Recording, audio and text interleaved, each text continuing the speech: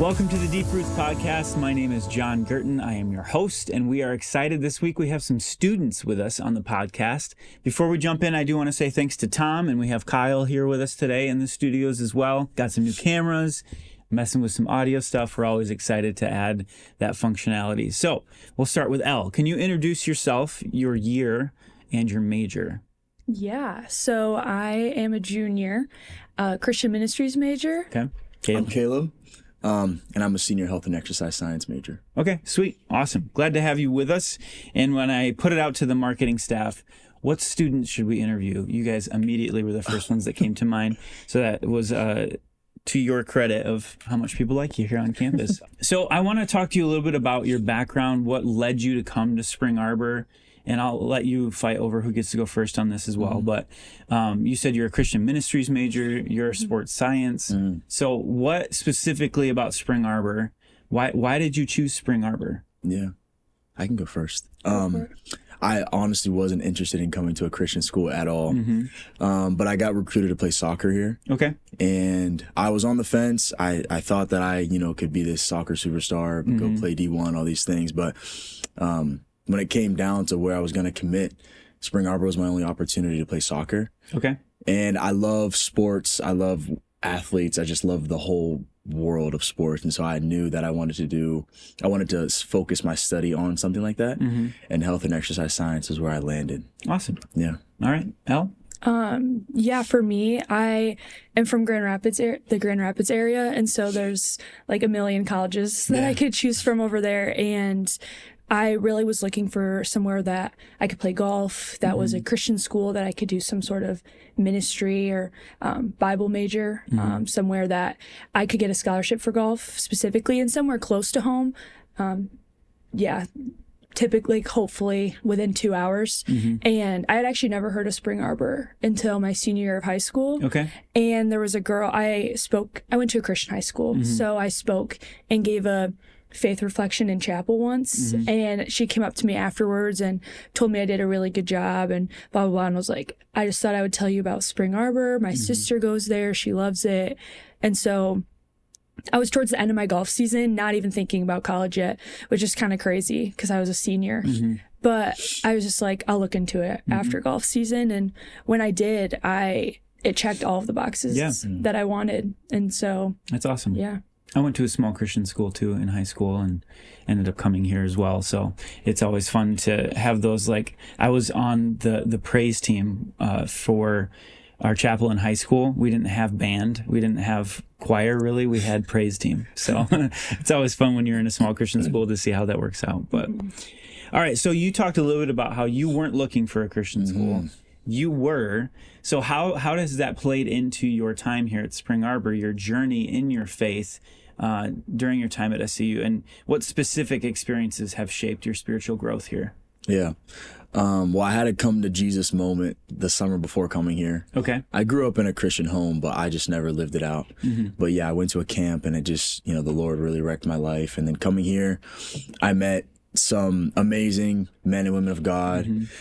And, as a freshman, they were just pouring into me, telling me about, I guess, more just like introducing me to different people around campus. And I just kind of like followed this like rabbit trail of just like great people, great ministries to be connected to, even like things outside of Spring Arbor, but are like still connected. And, yeah, I just got really, really connected to a great community. The Met by Love community was one that I got connected to right off the bat. And even just like, upperclassmen, whether they're biblical and theological studies majors or whatever their major would be, just upperclassmen that are just in love with the Lord and actively living out their faith, pursuing a deeper relationship with the Lord. And so I guess I was a new Christian, but I was used to the environment. Okay. But being new to really living out my faith, that was what I needed. I needed the community. Yeah. And I just had a lot of people pouring into me.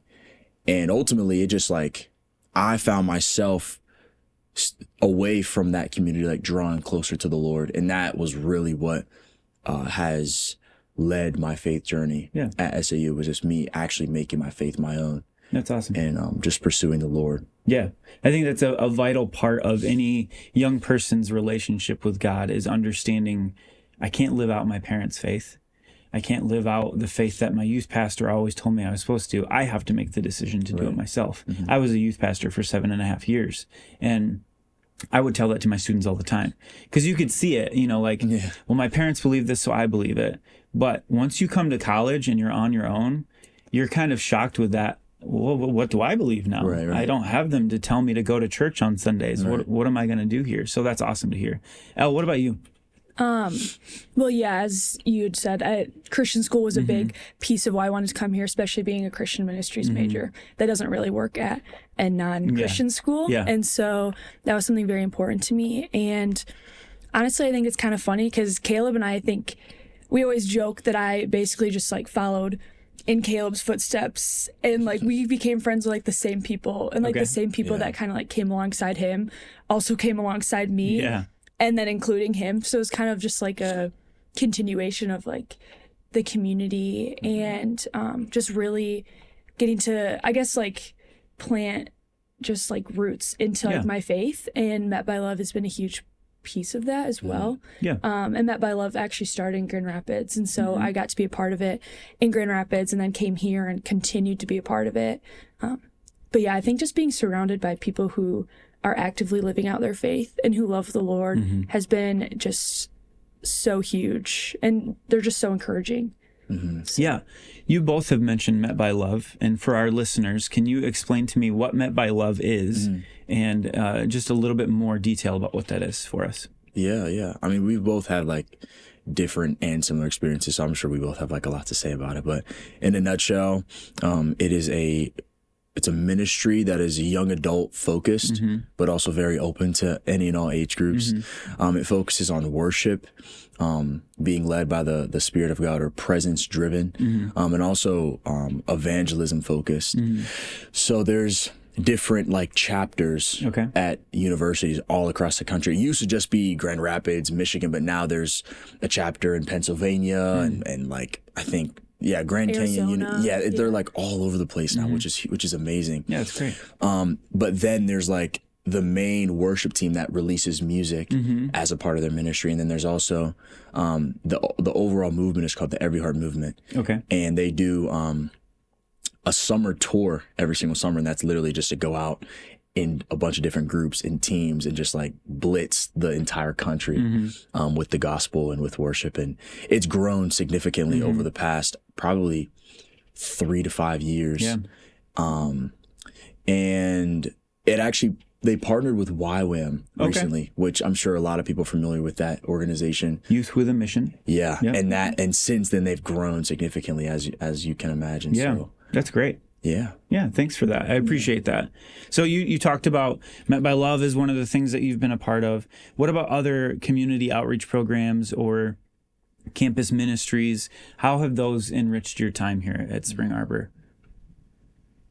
I would say for me, even just being on a sports team is a huge piece of ministry, and just like what it looks like to lead, what it looks like to love on your teammates, what it looks like to disciple them if they want to, and just like getting to pour into that. I think that's been really huge. For Christian ministries, we're required to do 4 semesters of almost like an internship, but just kind of more so volunteering outside of ministry on campus. And I've gotten to be involved recently in a church in Dearborn that actually leads a ministry for Muslims. It's called Duran Collective. Oh, cool. And they just do bilingual worship in both Arabic and in English, and just meeting Muslim seekers and Muslim background believers with almost the chance to just like have worship and have the gospel in their language, which has been so awesome. That's amazing. That's really cool. Yeah. What about you, Caleb? I, like Elle said earlier, like we definitely have like experienced similar experiences here. Like I'm also on a sports team, so I would agree with what she said. And then both of us are also PAs, and so what I'm about to say, I'm sure she would agree with. But being a PA honestly has been amazing, like in my life, and also very challenging. Being a peer advisor and being in charge of a group of freshmen, and also working alongside another student in charge of another group of freshmen with a professor. I mean, it's a unique experience because you've got incoming freshmen that come from a background of faith and some that don't. some that want to be at Spring Arbor, some that don't. Like it's a variety, and it's a blessing, but it's definitely, it challenges you a lot because we're in the position almost to like pursue them, to like make sure their transition into college is smooth, to be there if they need anything, to be like, if they need someone to talk to, if they need help, any of those things, we're supposed to be that point of contact for them. But you run into students that want nothing to do with you. Yeah. And so it like forces you to think, how am I going to go about still making sure the student is doing well, even though they don't want to talk to me? That's just kind of like a small example. But I would say for me, being a peer advisor has been the other like big ministry. Yeah. As far as like my time here at Spring Arbor, and it's been a blessing, but like I said, it's also been so challenging. Yeah. So I think I've grown a ton. Yeah. Just from being a PA. That's really cool. Yeah, so, I agree completely. Yeah, I bet. So all of these things that we just talked about, we've got this brand promise, grow deep roots. How have all of these things in your time here at Spring Arbor helped you grow deep roots? Here as the community, as like the history of Spring Arbor, but specifically in your faith? Man, I could go on and on about this. I think that for me, it's been a combination of two things. And it's like I've already said, the challenge that I've experienced in the ministries and the academic side, the athletic side, all of those things. And then also like all of the beautiful things, the fruit, the testimonies, and like the way that God has used both of those things in like an equal amount to push me forward. So it's not like there's only a little bit of challenge with all of these fruits and testimonies. So it's like, okay, even though the challenge is difficult, I've got all this like good stuff. For me, I feel like it's been 50-50. Like the challenge has felt just as big and powerful as the beautiful testimonies. But like the way that I've experienced growth from the challenge, and then the way that like the testimonies have also like, every time something happens, I just feel such an urge to draw close to God, because it's very easy to like take pride or to think that it was me. But anytime there's something huge that happens, I'm like, wow, God, like that was all you. And it's humbling because I'm like, the fact that the God of the universe is so intimate to use me with such a big thing in like someone's life or something on campus just blows me away. And so as far as like growing deep roots here, the people, the relationships I've built, the people who I've had the opportunity to pour into and who are now some of my close friends, and then the people who have poured into me, it feels like I will be experiencing the things that I've experienced here for the rest of my life, which is a weird way to say it, but I'll never forget the challenges, but also the beautiful things that have happened at Spring Arbor because of like the impact it's had on my desire to draw close to God, and also just like overall character development. Yeah, I don't think that's weird at all. My best friends are still my roommates from here. And like, I still call back to what professors said and all that kind of stuff. I'm 40. Like, I totally resonate with what you're saying. It's pretty awesome. Elle, what about you?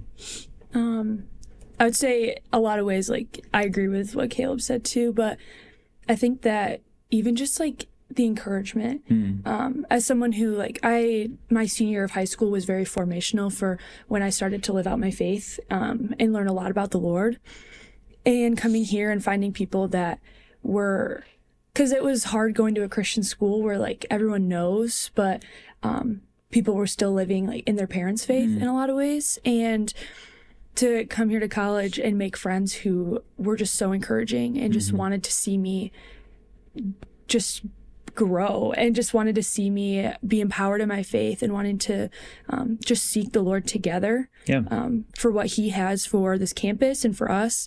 It's just been so amazing. And like, I truly believe that the friends that I'm making here will be friends for the rest of my life. And yeah, I just feel I feel sad to leave Spring Arbor. And like, I know obviously the Lord will call me away from here eventually, because I can't be here forever. But yeah, just so thankful to have the community that loves me and pushes me and grows me, not only in my faith, but also just to put myself out there, go outside my comfort zone and to just reach people that need to know the love of Jesus. Yeah. And Spring Arbor is a university, so there's the academic element to that as well as in your growing deep roots. You're also growing in your knowledge, your wisdom. Can you talk to me a little bit about some professors, some faculty and staff that maybe have helped shape you, support you in your academic and personal growth? Yeah. Chuck White was my Core 100 professor, and I actually have never had a class with him outside of Core 100. Yeah. But after fall semester, he reached out to all of the guys and asked if we'd be interested in meeting with him. And I've been meeting with him ever since. That's amazing. And he's just served as like a mentor for me, and I've really appreciated it. And then just like a few, honestly, for me, it's been more of like moments. So I took Intro to Psychology. I think this was the first semester of my sophomore year with Professor Maria Current. Okay. And I don't know, there might be a lot of people on campus that don't know who she is, and I don't even know if she teaches here anymore, but she taught the class in a way that she was so vulnerable with us and open about her story. And I don't really know how to describe it, but her vulnerability and the way that she would like talk about different concepts and then relate it to her personal story and the hard things that she's gone through, but also the beautiful things, it just like wrecked me. I just couldn't believe that I was at a school that the professors were just so like personal with us. And then, let me see, I'm trying to think. Oh my gosh. Yeah. Dr. Mitchell Ziegler, who's the physical therapist on campus, but also a professor. Similar thing, but it's different because like that's actually in my major. And so he leads his clinic that way. Actually, like I've been doing a practicum with him. So I actually get to see him as a professor and also him in his profession. And it's like very similar. He teaches us in such a personal way. He's vulnerable. He's like shed tears in front of the class before, but also is so knowledgeable and so passionate about the field of sports science and also his clinic. And yeah, like I said, I've been in his clinic and I see the way he interacts with his patients and how his desire is to get to the root of their problem so they no longer have to deal with pain or uncomfort, but also keeps Jesus at the center and actively is relying on the Holy Spirit, which is so cool to see. Yeah. So yeah, those are just two or three big ones for me. Awesome. I would say truly all of the professors in the theology department have been so amazing and so impactful to my faith. Dr. Woba specifically, I want to do missions work and overseas preferably or cross-culturally at least. And so for me, someone who, he's from Africa. Yeah. He's from West Africa. Right. And so the fact that he has that background knowledge, that is so interesting to me and going to be so helpful to me. He's also just so wise and knows so much. And so I feel like I've learned so much from him. And Dr. Cornell. And Dr. Cornell has he's just so great, so full of joy. And I know that everything he does and talks is like out of love for the Lord. And I feel like I know him even on a personal level and like knowing his wife, Lori, who works on campus, and being invited over to their house to get food and like have dinner. And so they just really love us too. Dr. Tom as well. I haven't had him for a ton of classes, but he's actually my Core 100 prof right now for my students. And so it's been cool to like get to know him and just grow and be challenged in my leadership with him. Dr. Brewer, who has since passed away since I had him, but he had just such a special way of pushing people past what they thought they knew and into like, why do I believe this? And yeah, he's just super awesome. And he also made class fun. Like I actually enjoyed getting to go and listen to him and explore things with him. I'd say the last one is actually an adjunct professor. His name's Eric Iwaskowitz. He only taught my church planting and growth class. So that's the only time I've had him, but he works for an organization called Mission Igniter that like works with church plants and people starting churches.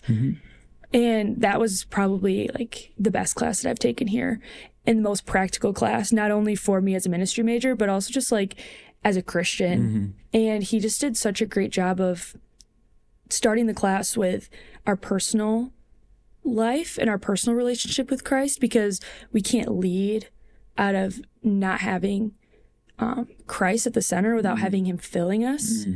And so starting the class with that, it was a night class. So like the first 2 weeks we started with that, and then went into like the practicalities of literally planting a church.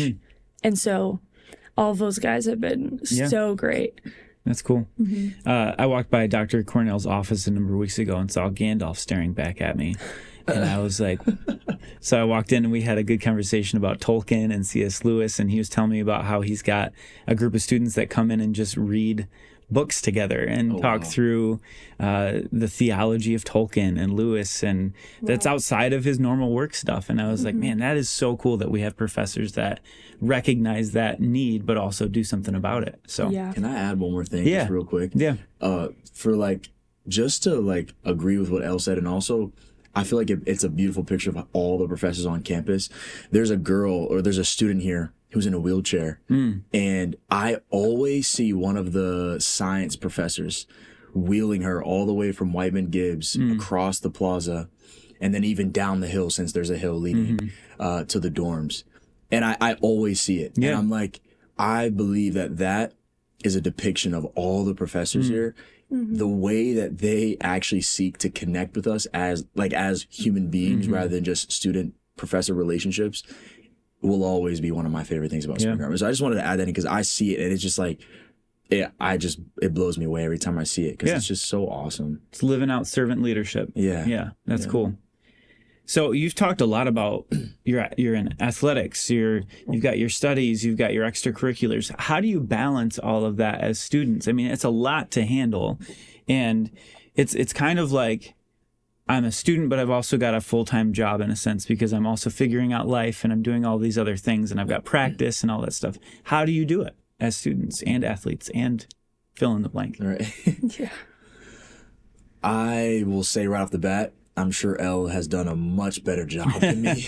I, even this year as a senior, am trying to figure out how to balance it all.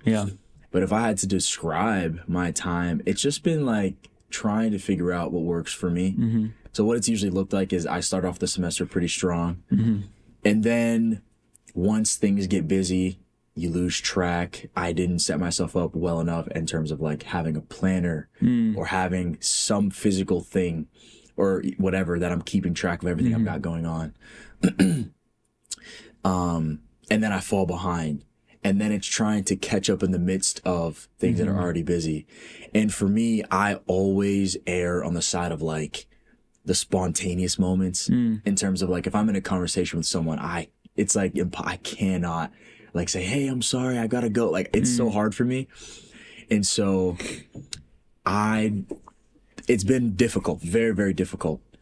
And it's grown me a lot, but I would just say, it's just an ongoing process of figuring out what works in the moment, that semester, with whatever season I'm in.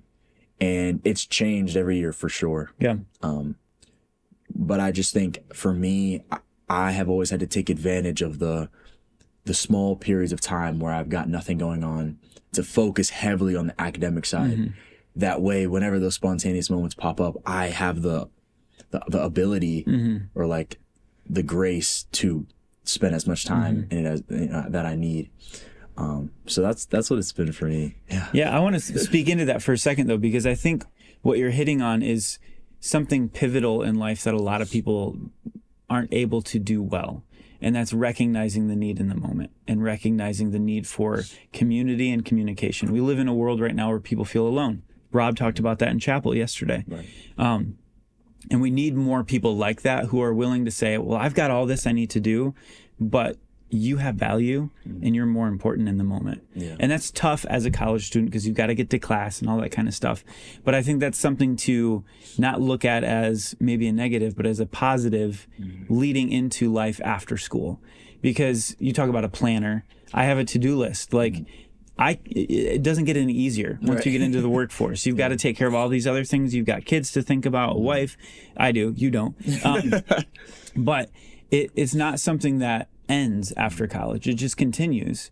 And so if you can develop that more now, and that becomes a habit to where you see people in the midst of busyness, that's great. Yeah. That's Jesus right there. That's what he did, you know. Amen. So I just want to speak into that a little bit, if that's all right. But thank you. and then Elle, let's talk about you as well. Yeah. It's funny because Caleb and I talk about this a lot. I feel like I would say for me, honestly, I have people asking me all the time, like, how do you do everything that you're doing? And to an extent, I have no idea how I'm doing everything that I'm doing. But I agree with a lot of what Caleb said. And it's just a lot of, for me, I would say, I'm very people oriented. And so my default is to be with people, do the spontaneous moments, be Holy Spirit led, and really truly just relying on the Holy Spirit in moments. And like, I mean, some of the best opportunities and things I've had have been me choosing to maybe skip out on class or on homework or something, but to have just a conversation with somebody and, just do something spontaneous. And I just have seen the Lord grow and move in people's lives so much because of that, and grow in my life too. I don't technically have a planner. I kind of have a to-do list, but I do a really good mental calendar. But for people who don't, definitely having a planner or a to-do list, like a physical one, is so helpful. That's just something I've been blessed with, is that I have a decent mental calendar that I remember everything I have to do. So that's a huge blessing for me. You personally. are probably 1 in a million with that. But yeah, also just like something the Lord's really been teaching me recently is what it looks like to take Sabbath and to take a rest. Because my default is to serve. My default is to be with people, to serve others, to want to be there with them. But the Lord's really made it clear this semester, like, Elle, you can't just keep going and going and going and serving, because you have to be filled up first with me. And so he's really pushed me of what does it look like to spend time with the Lord intentionally and be poured into, to then go and pour out. And what does it look like to take, for me right now in this season, a 24-hour Sabbath is not practical, especially because Sundays are one of my busiest days. And so I've really tried to see what it looks like for Saturday mornings and Friday evening, depending on like what's going on and depending on the week, to take Sabbath, what it looks like to take Sabbath and what that looks like to be filled. But definitely taking time to do the things that fill you up, I think has also been huge. Have you read The Ruthless Elimination of Hurry by John Mark Comer? No, I have not, but it's on my reading list. It is exactly what you're talking about. And he talks a lot about how Sabbath is more about rest and delight than it is about not doing anything. Because you have this misnomer of like, well, Sabbath is I'm not supposed to do anything. And a lot of what he talks about is, if you look at the word Sabbath in Scripture, it's a lot of dealing with rest and delight. I've done messages on that in the past, but it's a great book. I would highly recommend it if you're looking what it means to rest. I struggle with rest. I don't know how to rest. I'm always pacing and fidgeting and needing to work on projects or whatever. And I'm slowly trying to learn how to just be and not do. That's so huge. The Lord is definitely like, what does it look like to be? Yes. We are human beings, not human doings. Right. Yeah, exactly. Yeah. And what it looks like instead to like do out of who you are. Like I always think like be to do instead of do to be. And I think that that's so important, especially as college kids. Like I feel like that's a great time to learn that. So what are you going to do when you graduate? Where are you going to head? What's next for you? You talked a little bit about missions work and maybe church planting, things like that. What are you going to do, and how has Spring Arbor set you up for success? Who wants to go? Yeah. I can go too. Okay. I guess short backstory, I have a adopted brother from Ethiopia. Okay. When I was 9, my parents took me actually to go meet him. At the time you had to go twice, once to meet them and then once to actually bring them home. And I just completely was the Lord that gave my parents the crazy idea to take their 9-year-old daughter to Ethiopia for a week. And that just completely exploded my small West Michigan Christian bubble that I was in. And then I was that kid that grew up and was like, I want to be a missionary when I grow up. And honestly, it just hasn't changed. And by the grace of God, he's just given me more clarity and more options and more knowledge and experience of what that can look like. I see myself working among the unreached peoples. And I could see myself going anywhere from like America to the Middle East or Asia or Africa. And so truly, I'm just waiting on the Lord to give me more direction of what that looks like. But I know that I have a few things that I know for sure, and I'm just waiting on the Lord to give me the rest.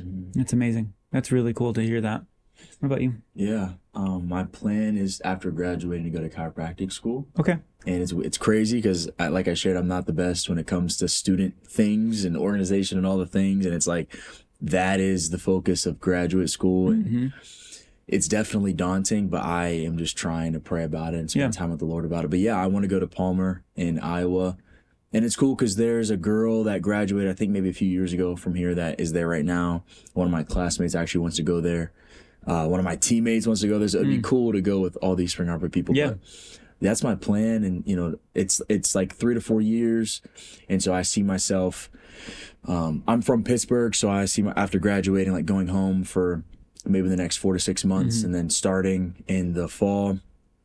And then after graduating from there, I mean, I expect to maybe like work at a chiropractic office underneath, you know, like a head chiropractor or something like that. And then eventually wanting to open my own practice.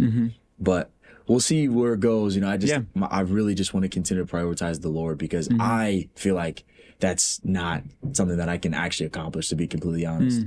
I'm like, that is the level of difficulty on that seems a bit out of my reach, but that's my plan for right now. So I love it. I love it. I'm going to do some kind of rapid fire questions as we close here, talking about campus life, unique experiences, things like that. So, how would you describe the campus atmosphere and community in 2 lines or less to someone who doesn't know about Spring Arbor? 2 sentences. Sure. I would say that there's truly a community here that cares about you and wants to see you grow and wants to love you exactly where you are and also push you into being even more than you are and into the potential that they see in you. And that community, I know this is going more. That community, when I say community, it encompasses the professors like we talked about. It encompasses the upperclassmen, encompasses just other staff members on campus, encompasses your coaches and everyone. And so that's what I mean when I say community. Okay. We'll just count them as run-on sentences. Yeah. Yeah, it works. What about you? I would say it's full of love and very unique regarding faith backgrounds, cultural backgrounds, the faiths that are like present on campus, and just like the type of people. Yeah, full of love and very unique. All right. Quicker answers this time. Favorite place to hang out on campus? I would say probably, honestly, the DC. I kind of like hanging out in the DC. All right. Library. All right. Sweet. Favorite food on campus? They usually do good pasta. Okay. Pasta station is good. The Mongo Bar. Mongo Bar? Easy. Yeah. Easy. All right. Okay. Where do you get your coffee around campus? Do you guys drink coffee? Love coffee. Okay. Vito's or Vito's, Sacred Grounds, and the Arbor Church Cafe. Yeah, which just opened. They've got good coffee. Yeah, I would say Vito's, Arbor Church, Sacred Grounds. Yeah. All right. I don't like coffee. So nowhere. I distinctly remember filming you at Sacred Grounds for I know. a student shoot about 1.5 years ago. Were you just faking it the whole time? Yeah, I don't think I got coffee. I think I got like hot chocolate or something. That's funny. All right. So speaking of places on campus, are there any specific places on campus that you feel inspired by God or moved by God? I feel like there's an element of how much nature we have around here that's just so cool. Like, especially, I guess, maybe like a month ago when all the trees were starting to change color. And it was just so beautiful walking to and from class. Also, I know this is totally cliche, but I feel like the Jesus Reactor is such a beautiful representation of the school and of a lot of our values. So yeah, for those of you that don't know, the Jesus Reactor, as we all lovingly call it, is Centennial Gardens or Plaza or whatever it's called there's a large cross in the middle and the globe in the middle of the cross, and then like these spiral things around it. So it kind of looks like a nuclear reactor symbol with a cross in the middle. So we call it the Jesus reactor. But That's funny. Yeah, it's a great location. Any spots for you? Yeah, it's more of a personal thing, but like the soccer field is where I had a lot of paradigm shifts, and the Lord like did some immense change in my mind and in my heart on the soccer field. And so that continues to be a place where I actually feel really close to the Lord, especially in the midst of a lot of teammates that, don't know the Lord or aren't actively living out their faith. All right. Where's your favorite classroom on campus? Your favorite place that you've had a class? The bottom floor of polling. Okay. Yeah. Why? There's one like big classroom that's almost always separated by some wall, and most of my classes are in like the tinier part. Okay. I think it's like 105C, if I can remember correctly. And there's something so fun about having just like 12 students in just the smaller classroom. It's just so community and so, I don't know, I just love it. Yeah. Cool. Caleb? I would say bottom floor lecture hall in Whiteman Gibbs. That was where I had. Really? I don't know why, but Okay. that was where I had Core 100 class my freshman year, and I just loved it so much. Okay. And I've had Core 300 there since, and You'll I have to love come back in a few years and see what it looks like. I know. 'Cause it's going to be totally different. which is crazy. Yeah. All right. Last kind of couple questions here. What advice would you give to prospective students considering coming to SAU, and what should they look for in an overall college experience? That's a big one. Yeah. We'll kind of close on this question, I think. I think it's a good all-encompassing question. Yeah. I can go first. The advice that I would give to prospective students is to work as hard as they possibly can to come into college with an open mind, because being away from home in and of itself presents you with a lot of different experiences, and they're going to experience like principles and like that they didn't know were there. So like for me, I have grown to like understand the importance of what it means to actually call someone a friend, rather than like, okay, this is my friend group, like, because that's what happens. But then as soon as like a friend does something that you aren't the biggest fan of, then it's like, oh, I hate that person. It's like I feel like I'm sure you can speak into this being someone that's married, like the friendships, the relationships, like it's not going to always be perfect or like super. My wife is always perfect. Right. Which makes sense. No, but like it's not always easy. Like you learn to work through challenges in a friendship or any kind of relationship. But classes, the liberal education, like they're going to take classes that don't apply or relate at all to their major. And I grew to like see the beauty in that, like taking Old and New Testament, taking psychology. Like I had amazing experiences in those classes, learning things that I was never aware of. So I would just say having an open mind, because they're going to experience things that they maybe have never experienced socially, academically, spiritually. And being a part of a good community helps with that. But when you have an open mind, you're open to the challenges, and you can get kind of like positives out of situations, even though they might seem only negative. And so, that would be my biggest piece of advice. Cool. Yeah. I feel like Caleb and I are weirdly qualified to answer this question, considering that we work with freshmen, incoming freshmen as peer advisors. Something that I tell my students is, one, have an open mind, but also have positivity, because this world is so riddled by complaining and negativity that if you just try to look at things in a positive light, it literally changes so much. And also just to be the person that you want to be. Don't get stuck in old habits if you didn't want them. Like push yourself to make new habits, to grow, and to just be the person that you want to be. And I think finding a college that will push you in a direction that you want to go is so huge. Like I always say, if you want God, you'll find him here. And even if you don't want God, you'll still find him here.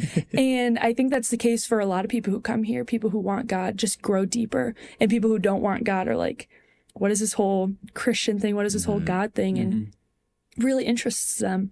And so I think going somewhere that has the values and will push you into being the person that you want to be is so huge. And I think Spring Arbor was a huge piece of that, and has all the things that I wanted, which is why I've had such an amazing experience here. Yeah.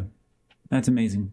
I appreciate you both so much. You guys are such a good reflection of what we hope our students develop into here. And I think you've given us some really good answers and also some good reflection points for prospective students, alumni, all of that. And you just did a really good job. So I appreciate your time. Appreciate Tom and Kyle doing all this stuff behind the scenes, and all of you who are our viewers at home. And we hope you continue to tune in as we have more episodes coming out. So thanks again. Yeah, thanks for having us. All right. Thank you. Yeah.